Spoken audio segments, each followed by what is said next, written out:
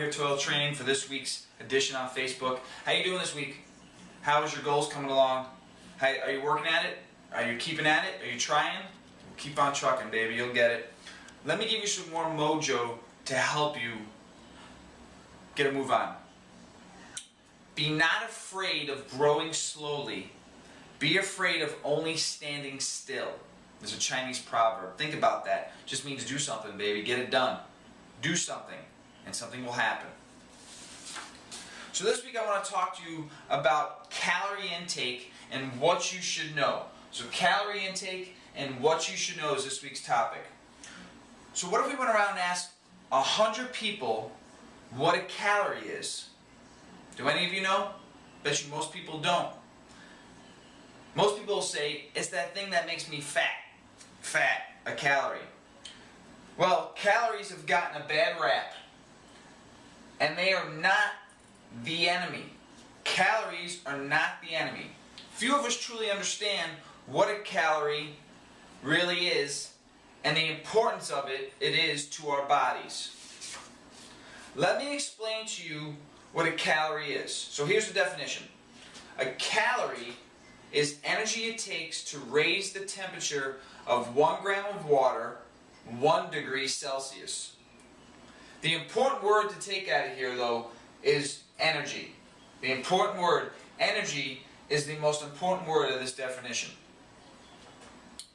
Calories are energy that fuel the body, much like gas does for our cars. Without sufficient calories, our hearts, lungs, brains would not function, and many of us would have no clue how many calories our body needs just to exist. And most of us don't even know. In general, an adult body needs at least 1,000 to 1,400 calories just for basic function, meaning to fuel your key organs, your heart, your lungs, and your brain. So just at least 1,000 to 1,400 calories just to fuel some of the most important things in our inside. Our heart, our lungs, and our brain. This minimum number of calories is called your resting metabolic rate, your RMR. And it varies greatly on your age, your sex, your weight, and your muscle mass. So just those, your resting metabolic rate varies on who you are. So check with a doctor or somebody to get all that information, you know, what your muscle mass is and what your weight is, and to figure out what your resting metabolic rate is. In order to have enough energy to live your day and be active, you need your resting metabolic rate. This extra energy amounts to at least 400 to 600 calories more a day, just for activity. You need at least 400 to 600 more calories per day, which is the energy you need versus just lying still all day. So if you just lay still all day, you can take in this much calories, and if you did nothing else, that'll keep the function of your major organs working. But if you're walking around, you're working, you're doing activities, you need at least 400 to 600 more a day to get that activity going. So just know these are general averages, and a registered dietitian or your doctor can help you out.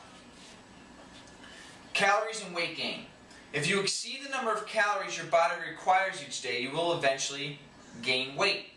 It takes more than 3,500 calories to gain a pound of fat. Example, if your body needs 2,000 calories a day to maintain its current weight, and every day you consume 2,500 calories, let's just put it this way, a Starbucks mocha latte would add around 500 calories more a day. In 1 week you can gain a pound because of that, because you took in an extra 500 calories a day that you didn't need. So overindulging, I'll give you another example. You might be a little happier because I'm telling you this. 1 day of overindulging does not cause instant weight gain. Woohoo! So go eat a pizza. Just kidding. Calories and weight loss. To lose weight, you need to burn more calories than you consume. Example, if you eat 2,000 calories a day and are maintaining your weight, you would need to burn 250 calories.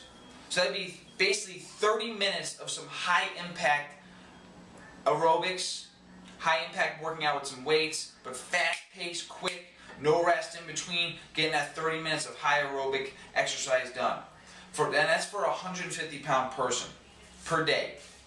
To lose a half a pound in 1 week, if in addition you decreased your caloric intake 250 calories a day, basically a 20-ounce pop or soda, depending on where you're from in the United States and what you call a soft drink, a 500 calorie a day total deficit, you could lose 1 pound per week.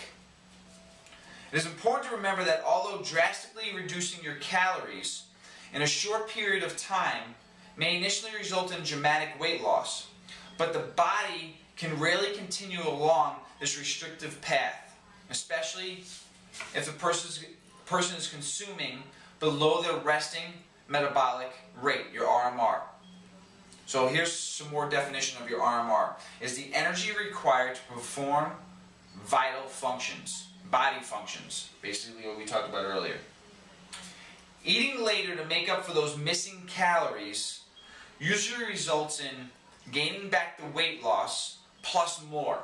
You ever go on a diet, which we don't believe in this house, but if you ever go on a diet and next thing you know you're done with that diet, you did like a 60-day diet and you lost 10 pounds because you dieted, then all of a sudden the diet's done and you gain all that weight back, and usually you gain maybe 5 pounds more. Well, there you go. And if you force your body to restrict calories for a prolonged amount of time, your metabolism will slow down. To compensate effectively stopping weight loss, you need to eat. You need some food. As with most things in life, moderation is key. Moderation is key. And also eating and exercising.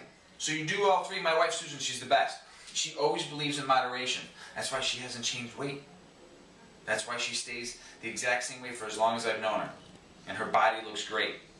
So, moderation, eat and exercise. This will help you maintain your natural, healthy weight, and you'll stay there. Calories are our friends. They are what gives you energy to go about your lives. Play with your kids, excel in your careers, enjoy our friends and family, and live life to the fullest. You can't live without them, but choose healthy foods to make sure your calories are packed with disease-fighting nutrients to keep you feeling healthy and young. And hey, guys, just eat. Eat some good food. Eat clean food. Look in your fridge. Make sure your fridge has got some good healthy foods to eat. Watch your calorie intake. Make sure you're using more calories than you're taking in. And hey, once again, this is Paul Romano. Enjoyed being with you at Toil Training. I'll see you next week. Stay happy on the trail. Keep on trucking. Have a great night and have a better tomorrow.